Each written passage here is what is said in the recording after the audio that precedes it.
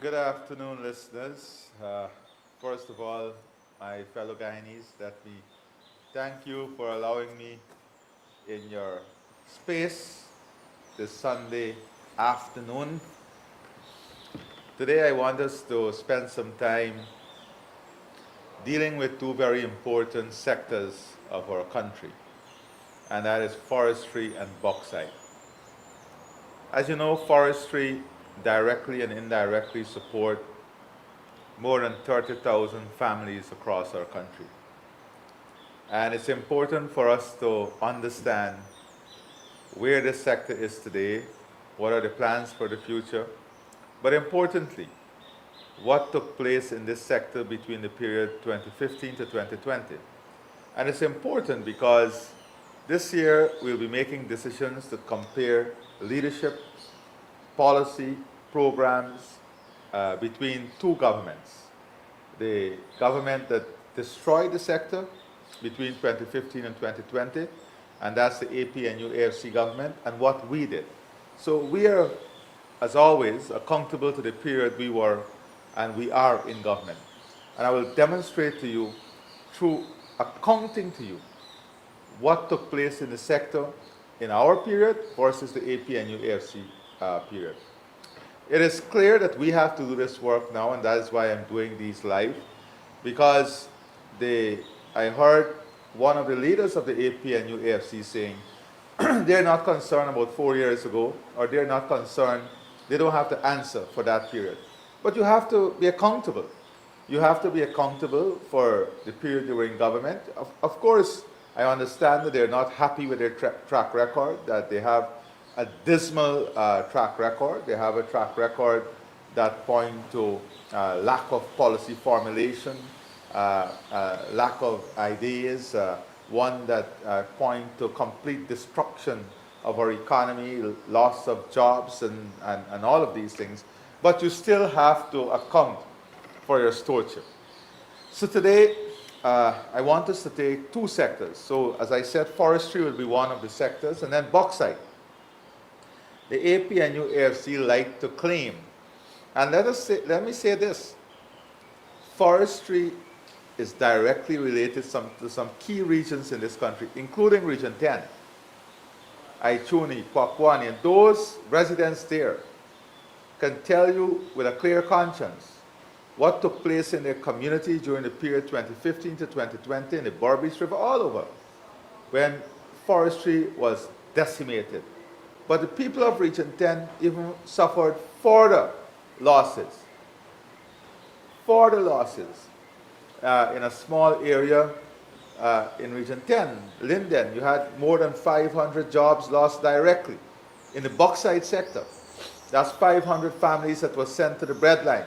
You had one company pulling out investment. You had another company that curtailed investment because there was no clarity of vision. There was no the destruction that took place between 2015 and 2020 created a drag on the economy in Linden and Region 10. And I will demonstrate how these two sectors performed during that period, the APNU AFC period, which is the 5 years of their 33 years of rule of this country, the last 5 years of their 33 years of rule of this country. Yes, it's 33 years of rule. We were under the APNU, the AFC, the PNC, who transformed themselves into the APNU AFC formulation.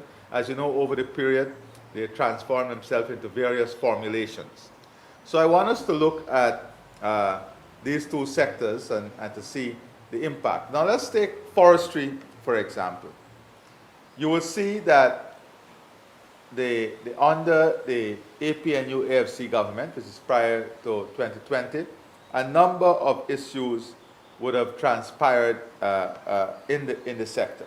First of all, during his tenure, one of the largest investors, the Baichunling International Forest Development Inc. and Barama Company Limited, were forced to exit the sector. Basically, one was closed completely, and one almost completely exited the sector. And this was as a result of direct policy intervention that shut these large investors down, affecting thousands of jobs. Also, Barama and Baichanling supported key infrastructure investment that allowed the small miners. And after 2015-2020, when I had community consultation with community forest organizations and small foresters, they said to me that the implication for the small miners was that the infrastructure that was built up, the infrastructure that was invested in, was left because the major players left the industry as a result of what the APNU-AFC did. So, due to the hardship faced in the sector, many small operators, as I said, were unable to produce. Since the market dried up, the Barama and Baichanling bought out most of the logs from the small miners, the small foresters. So that market dried up, and the cost of production increased rapidly. And why did the cost of production increase rapidly? All the incentives were removed. The incentives were removed from the forestry sector. There was no support in terms of infrastructure to support the small miners. So the export of the total production, which had reached a peak of 500,000 cubic meter annually in 2015, fell to 400,000 cubic meter by 2020. Exports of the forestry sector declined by 35%. Export in the forestry sector declined by 35%. That is loss of foreign currency. Then we had the employment in the sector, which exceeded 22,000 in 2015, fell to less than 14,000 by 2020. And what were some of the policies, some of the interventions by the APNUFC government that led to this collapse of the forestry sector? We had the onerous fees and fines that were imposed on small and medium-sized loggers, including Amerindian Loggers and the Association. Yes, when we went on the consultation, not only did the Community Forest Association in the coastland, but in the hinterland complained. They collapsed completely, where fees and fines were imposed upon them, onerous fees and fines, which increased from 415 million in 2014 to 910 million by 2019. Can you imagine that? A 118% increase in fees on not large foresters, on the small and medium-sized loggers. Don't ever forget this. They want to run from this record, their 2015-2020 record, when they imposed 118% increase in fees for small and medium-sized loggers. What resulted? The Guyana Forestry Commission, which reported a surplus of 215 million in 2014. Can you imagine? We left office, the Forestry Commission had a surplus of $211 million. By the time we got to 2020, that surplus was completely eroded. Due to the dwindling cash flow, the Commission was unable to pay staff. Yes. Under the APNU-AFC government, the staff of Guyana Forestry Commission were not paid for months. GPL was not paid. NIS was not paid for them. GRA was not paid. They couldn't pay the telephone bill. They couldn't pay the water bill. And this was during the period of the APNU-AFC government. This is the extent to the destruction of this one sector. I'm going to go through the complete record. But the forestry sector. And guess what? During the APNU-AFC term in office, the Commission had to pay employees in what? Alphabetical order. They had to pay the workers in alphabetical order. So from A to C, you'll be paid this month. The next month, from D to F will be paid. That was the state of affairs under the APNU AFC government, where were all the academic writers? Where were all the theorists? Where were all the policy analysts and the intellectual czars when this was happening? And worse than that, let me tell you, worse than that, the bonus that we give, the bonus that the People's Progressive Party civic government give, not to the disciplined forces I'm talking about now, but that the forest workers enjoy under the People's Progressive Party government, that bonus was taken away. That bonus was removed. That was the state of affairs of the forestry sector when we came back into government. And let us look now. What has occurred since we assumed office in 2020 to the end of 2024? And this is where the proof of the pudding is. This is where you make decisions, comparing what we left, what they left, and where we are today. Between 2021 and 2024, the PPP civic government issued over 150 small concessions and 5 large concessions. And how did we assist? Remember, 118% increase in fees on small and medium-sized foresters. How did we assist them? When we came back into office, we removed the VAT on machinery and equipment. They imposed VAT on machinery and equipment, not only the fees, all the incentives to support the small and medium-sized foresters. Where are they from? Region 1, Region 9, Region 8, Region 10. Region 10, that they would try to divide the minds of people on. This is what we did. The VAT on machinery and equipment was removed. The tax concessions on ATVs were provided. We provided tax concessions on ATV. The VAT on exports were reversed. They had the VAT on machinery and equipment. They had the VAT on ATVs for small and medium size. They had the VAT on exports. And they had VAT on hinterland travel. Can you imagine that? People forget this. The APNU AFC government imposed VAT on hinterland travel, imposed VAT on forest exports, imposed VAT on machinery and equipment, on ATVs. We removed that.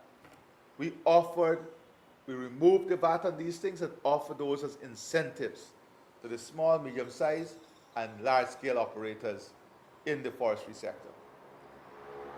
The government also amended the log export policy to allow sawmillers to export logs.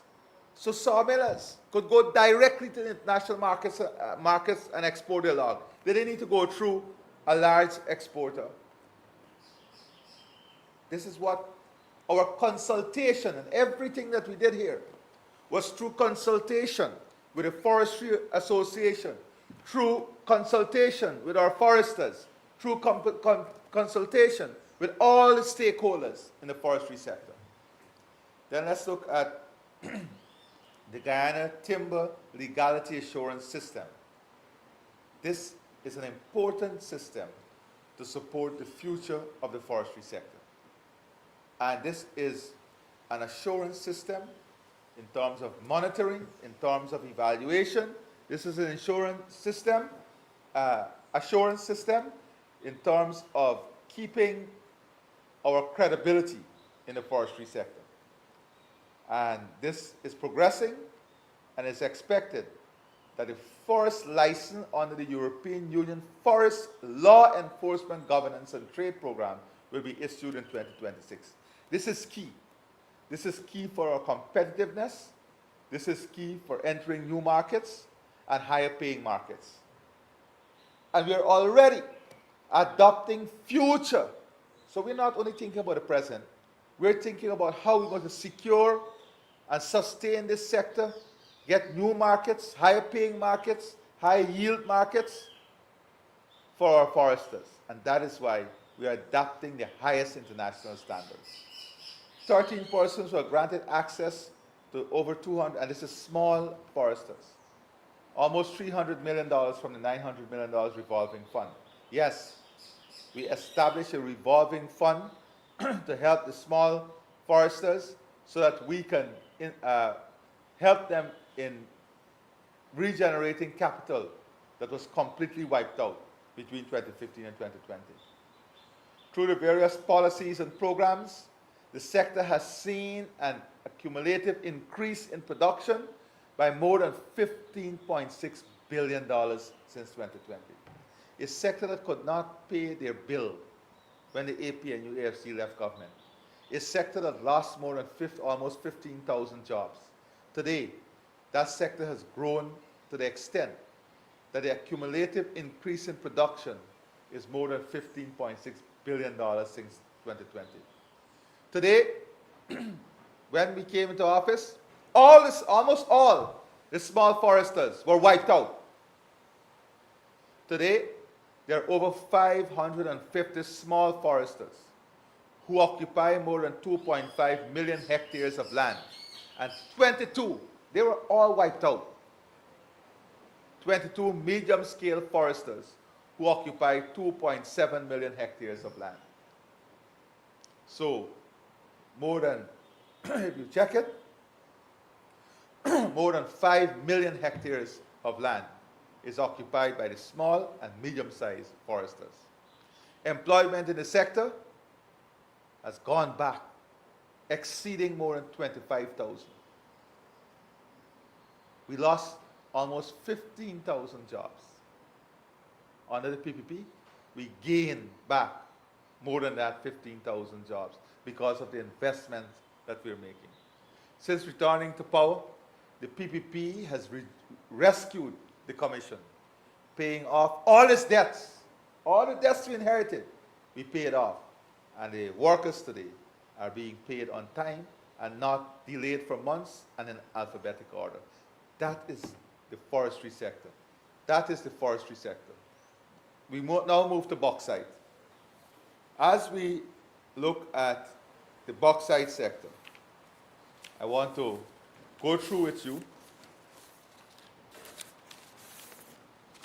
what took place.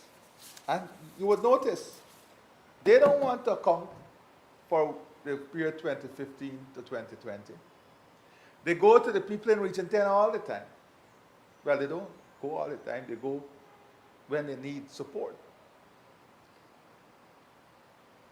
But this is their history. The APNU, AFC, and Associates' history in the bauxite sector. The sector collapsed completely. Due to mismanagement, the bauxite sector collapsed under the APNU, AFC government. Between 2014 and 2020, total production contracted by 40%. Yes, my friends. Production went down by 40%. More than 50% of the persons who are employed where? In Region 10, primarily from Linden. More than 50% of those employed lost their jobs between 2015 and 2020. And I'm not talking about the call center that y'all closed down when you came in the first day in office. Between 2015 and 2020, in Region 10, more than 50% of the employees lost their jobs in the bauxite sector. Then what happened? The collapse of the sector, the closure of Rusal. Let's move on. Let me demonstrate to you now. What is the current status? Since the PP Civic assumed office, a number of steps were taken by our government to reduce costs broaden product range, and increase production, because that was the important thing. For us, we had to build back this sector. We had to get back that 50% jobs that were lost to re-energize the economy in Linden and Region 10. So we went about implementing policies and taking steps that will reduce costs, broaden the product range, and increase production. The government had issued additional reserves in Caracara, which approximates to 3.5 million tons. Additional investment by Bauxite Mineral Group, along with the issuance of additional reserves, will see production increase by over 250,000 tons this year and 400,000 tons next year. This bauxite company also undertook to construct a 470 million aluminium plant. So they have made a commitment that with expanded production and with cost of energy coming down, that they are looking at in the future, so we're talking about the future, about the expansion and building of an aluminium plant. Export is also projected to increase to $163 million at the end of 2024. So at the end of 2024, we had an increase, 250,000 tons. And this year, 2025, we're looking at a further increase of 400,000 tons. Our exports for 2024 is projected at $163 million. The installation of the new kiln in Linden, the first of its kind since the 1970s, and the introduction of new technology, the MASS project, would have seen tremendous growth in this sector once again. Under the AP and UFC government, we lost 50% employment. Today, under the PP civic government in Region 10, over 500 additional families are expected to be employed in 2024. And another 500 families will benefit because another 500 persons will be employed in 2025 with the expansion that is taking place in the bauxite sector. In addition to this, the company is working to reduce energy costs by installing a PV system, a solar system, and of course, we have worked consistently with the company to protect their rights and improve the conditions of service for the workers in these mining companies. So if we move on, you will see some of the additional benefit that is taking place from the bauxite sector. You see the growth of production under the People's Progressive Party Civic. We can now move to the final slide that I want to show you in relation to what I'm trying to achieve. Let's go back to the slide on the growth agenda. The growth agenda for the People's Progressive Party civic government is about investing. It's about investing in the productive capacity of our country, creating policies and incentives that will enable the small and medium-sized operators to grow, to succeed, to compete and be successful, and to create an incentive mechanism to support the large-scale producers so that they also can expand production. We also want to achieve in this sector and in Guyana expand production, and that is why infrastructure is key. During the APNU AFC government, not only agriculture, there was no investment in D&I, there was absolutely no investment in the hinterland roads, in the mining roads, and in the infrastructure to support bauxite, mining, and forestry. Today, when we came back in government, we had to reinvest in those infrastructure and expand those infrastructure. That is the difference between a government, the APNU AFC government, that killed everything, killed the productivity of this country, the productive sector, and the PPP civic government that has built back and is taking our country forward on an upward trajectory. So on this Sunday afternoon, I want to thank you once again for sharing your time. And I hope I've been able to give you a deeper understanding, a greater understanding, and a comparative analysis in terms of stewardship and leadership. God bless all of you and continue to enjoy your Sunday.